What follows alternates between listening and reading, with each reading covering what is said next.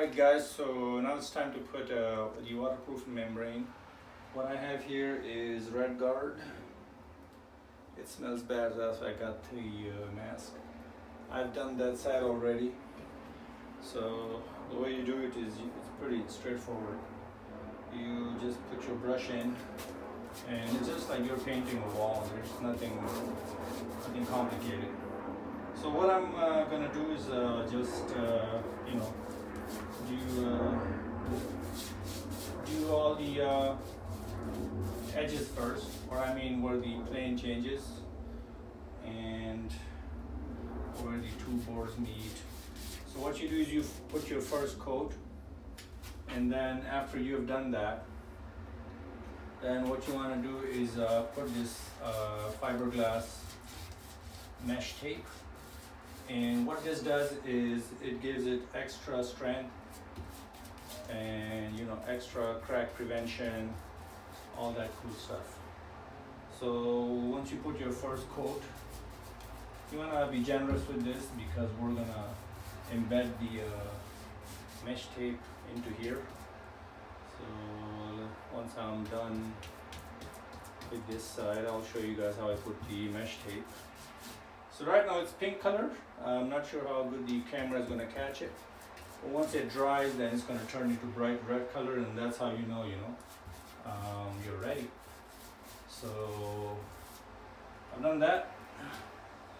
I'm going to put my brush aside. I've pre-cut my tape, waterproofing tape.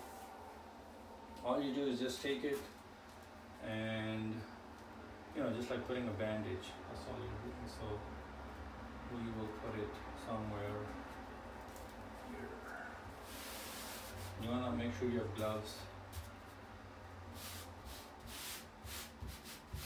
And you can use your fingers to smooth it out. You know, nice and easy. Nothing complicated here. So now this joint will have extra strength. Once you have done that, you take your brush again, take your RedGard and then paint over it again. So that way you're like kind of sandwiching this area. So that's what I'm going to do. I'm just going to go over nice and easy. Make sure you know, when you're doing it, there are no gaps between the paper and the wall. So yeah, that will be all, and we'll just go around and do these corners where the niche is, and all the corners. Do that. Once you're done with that, then you can give the entire all the walls a nice coat of RedGard with a roller.